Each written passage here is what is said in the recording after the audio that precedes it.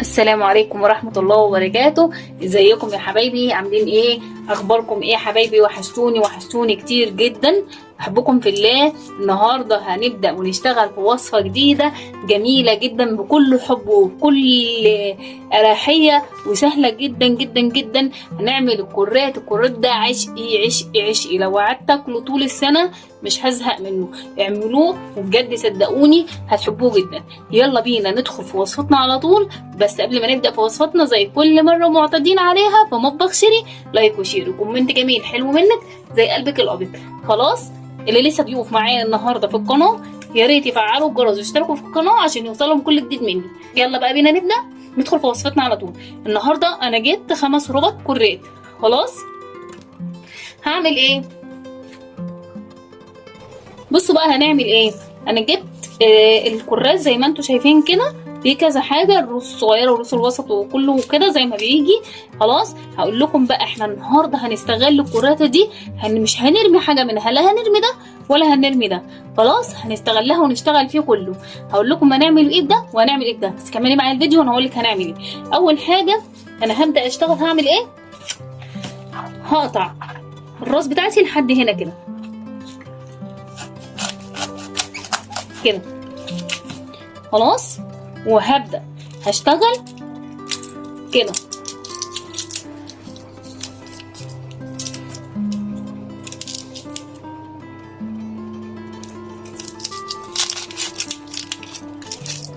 خلاص، هظبط بقى من تحت الحتت اللي هي اللي مش مظبوطه، وهبدأ اجي اعمل من هنا كده. اهي شايفين؟ تاخدي الحته زي البصلايه، لما بتيجي تعملي البصلايه بتاعتك وتقطعيها بتاخدي الحته البوز دي زي ما انا ماشيه كده بالسكينه بتاعتي، تقوريها كده، بحيث انا عايزه ان لما اجي اعملها في الميه اسلقها تكون ايه؟ تكون كلها متفرجه عشان كله يستوي من جوه.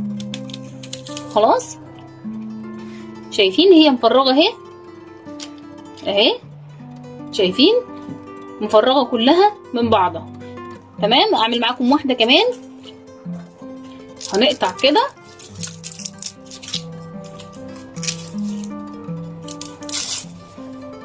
ونشيل الطبقه اللي على الوش زي كده. صدقوني الكرات ده من التفريزات الجميله جدا اللي اساسا بيتوجد في ايام معينه من السنه، مش بيبقى موجود غير في ايام معينه، ما بيتوجدش الا في شهر طوبه. اهي شايفين مفرغه كلها من بعضها. تمام، اعمل معاكم واحده كمان. هنقطع كده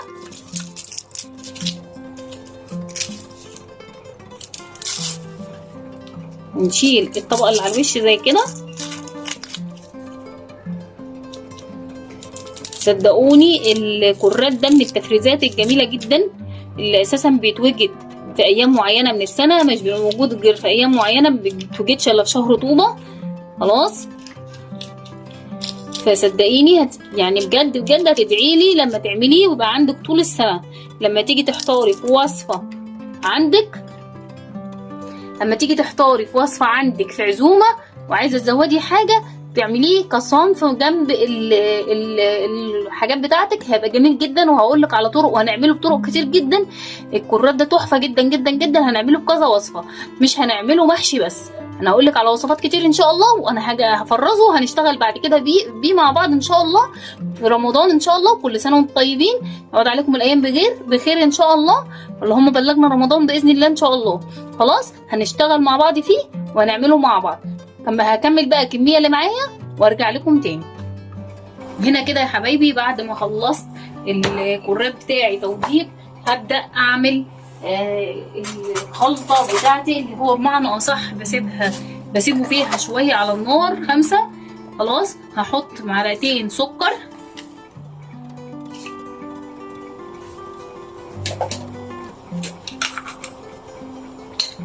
وهحط ربع معلقه ملح،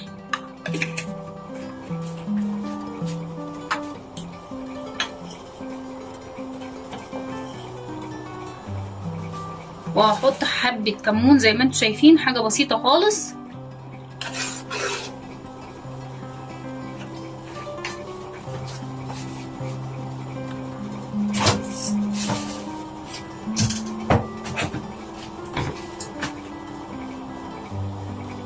طبعا زي ما انتم شايفين كده سبت الكمون مع السكر والملح. خلاص هعصر عليهم عصرة ليمونة.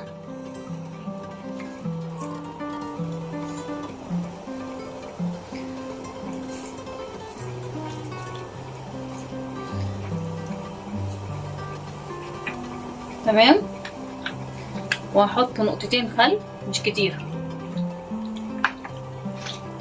الخل عشان يعقم لي القراب بتاعي، وحبة زيت عشان يخلي لي القراب بتاعي بيلمع كويس وكده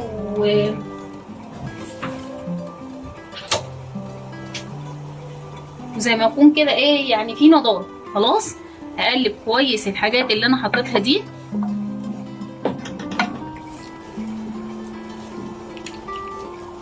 خلاص هنزل عليهم بالقراب بتاعي.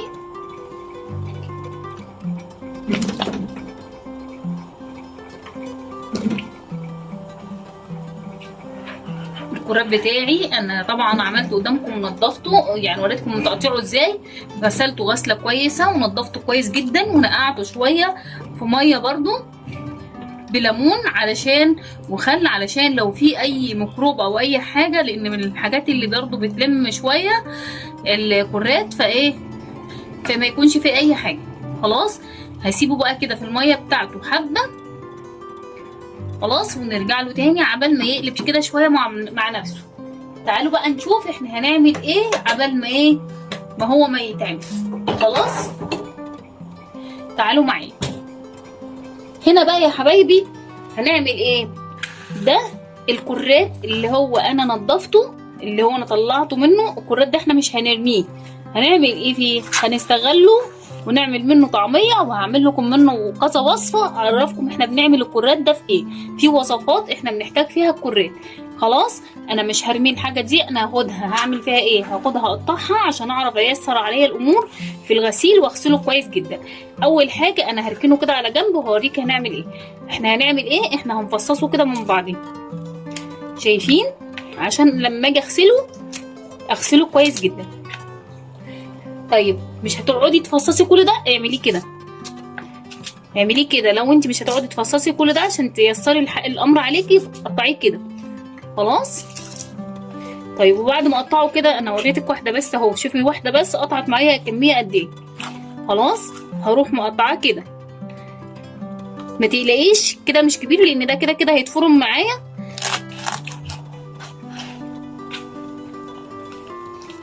خلاص ده هيتفرم معايا لما اجي اعمل خلطه الطعميه. خلاص هيبقى كده، هعمل كله واوضب كله زي كده وهوريهولك في الاخر.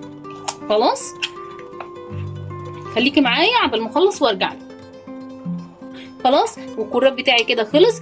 طبعا انا طلعته من الميه اللي احنا كنا حاطينه فيها وحطيته في حبه ميه باردين. تمام. حبيت اوريكم، شايفين اهو، شايفين بيخلع من بعض اهو. خلاص اهو انا مش مسويه سوا كامل عشان لسه لما نيجي نعمله في الوصفات بتاعتنا ياخد بقيه السوا. خلاص ينفع بقى نعمله بقى ازاي؟ هكمل لك واقول لك بقى احنا ينفع نعمله نشيله زي ما هو كده، بس في حاله ايه؟ في حاله ان انت تنزليه في الميه وتطلعيه. خلاص ينفع ان انت تشيليه زي ما هو. خلاص دي حاجه تانية هتعمليه بقى زي ما هو كده زي كده. هقولك انا هخلصه وهطلعه كده زي ما انا بعمل معاكي. خلاص ولو واحده اتقطعت منك ادخلي على فيديو البصل بتاعي، لو انت بتحشيه هتعرفي انا بعالج حتى لو حاجه اتقطعت مثلا زي كده زي ما انا بقطعها كده، انا بعالجها، بعرف اعالجها. خلاص يلا بقى تعالي انا هكمل الباقي وهوريك انا هعمل ايه. شايفين كده يا حبايبي عملت قد ايه من الكراب بتاعنا، ولسه بكمل. قلت بقى ايه بعد ما انا واقفه لوحدي كده وبكمل اكمل معاكم وانا بتصفر معاكم شويه اقول لكم شويه معلومات. خلاص تمام. شايفين الكراب بتاعي طالع سليم وانا بفرغه معاكم اهو. خلاص طيب هقول لكم بقى على شويه معلومات. الخضره لما تطلعها من الفريزر ما تحطهاش ما تسيبهاش لما تفك. خلاص البقوليات ما تسيبهاش لما تفك، الصلصه ما تسيبهاش لما تفك، الخضار بانواعه المتفرز ما تسيبهوش لما يفك. خلاص. طيب اللي ممكن اسيبه يفك معايا، هقولك ايه اللي هيفك معاكي. الحاجات اللي انت هتحشيها زي الكرات زي اللي احنا بنعمله كده. خلاص. طبعا لان انت هتعمليه بمحشي وكلام زي كده او باي طريقه زي ما انا هقولك على وصفات عندي، بس طبعا هعملها لكم على طول من غير ما اقولك هي ايه. الاول هعملها لك على طول. انا عندي 3-4 وصفات للكرات جميله جدا. خلاص. طيب ايه تاني ممكن ما يفك معايا؟ ورق العنب. عايزه اقولك الكرنب. ايه تاني؟ في وصفات كتير حلوه معايا، انا مش حاضره حاليا في ذهني، لكن حبيت اقولك ان اي حاجه هتنزل في طماطم او في صلصه او في شوربه ما تستنيش لما تفك، ما ينفعش تفك، هتحطيها على طول. خلاص. طيب نرجع ونقول الصلصه اللي عملناها مع بعض برضو ممكن تخلي منها بره على الرف. تمام. طيب لو خليتي منها بره على الرف هتعملي ايه؟ هتحطيها في برطمانات وتحطي على وشها شويه زيت.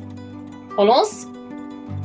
طيب لو انا داخل عليا رمضان وانا مش عايزه الصلصه تبقى في الفريزر، بس انا عايزه يبقى عندي صلصه متسبكه على طول جاهزه ان انا انزل فيها الخضار بتاعي واعملها على طول، هعمل ايه؟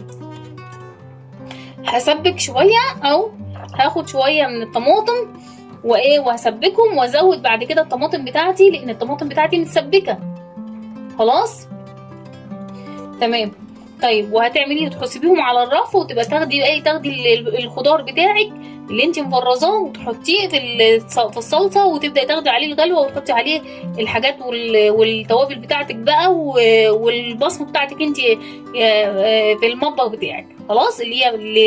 الوصفه اللي انت بتحبيها او تكات معينه انت بتحبي تحطيها تعمليها. انا بديكي بس ايه حاجات معينه اللي انت تعملي يبقى عندك يعني حاجتك جاهزه علشان يبقى عندك وقت ان انت تعرفي تصلي.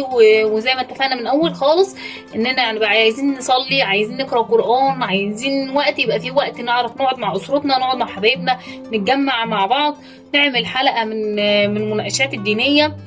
المهم ان انت في الاخر تكوني عندك وقت تقعدي فيه بالطريقه اللي تعجبك، او يكون عندك وقت تعملي فيه اللي انت عايزاه. خلاص. انا كده خلصت الكراب بتاعي، فرغته كله. طيب هنعمل ايه؟ هقولك انا دلوقتي هحط الصينيه دي في الفريزر. قدامك حاجتين، تحطي الصينيه بتاعتك دي في الفريزر اللي انت طلعتي عليها حاجتك. خلاص. وتطلعيه من الفريزر يكون هو مسك نفسه زي كده، بس يبقى متجمد، يبقى مسك نفسه زي كده.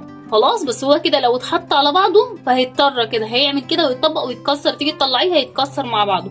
خلاص. لكن انا ممكن تعملي هتحطي الصينيه زي ما هي مفرغه كده، هتحطها في الفريزر وتطلعيها تروحي رصاها دوار ورا بعض تحت بعضها كده بزاويه تنزلي بها. هحاول اعمل لك على طبق عادي. خليك معايا. بصي هتعملي ازاي. هترصي كده وكده. خلاص. زي ما انا برص مثلا كده على اساس ان هو كده متجمد كده مثلا. شايفين بقى؟ هنزل كده مثلا اهو. انا هوريك انا هرص ازاي مثلا. بس انا ده هدخله الفريزر عشان كله يبقى ماسك معايا، علشان ما يعني بمعنى اصح كده بالبلدي يعني ايه ما يتعجنش في بعضي. خلاص. انا هعمله كده وانزل زي كده. شايفين انا هرص ازاي؟ اللي هو كأنك نازله مدرج. خلاص. هتعملي كده.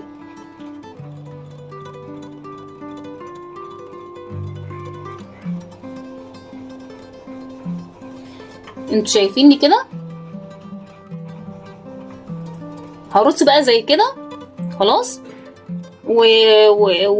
وهحطه بقى في الطبق والبسه كيس والكلام من ده. انا حبيت بس اوريكي ان انت بعد ما تطلعيه من الفريزر هترصيه ازاي، بس انا عشان هدخله الفريزر عشان كله يجف مع بعضيه فهخليه يجمد، وبعد كده هكيسه واشيله، وبعد كده بطلعه يفك وبقى اوريكم بعمل بيه معاكم وصفات بيه.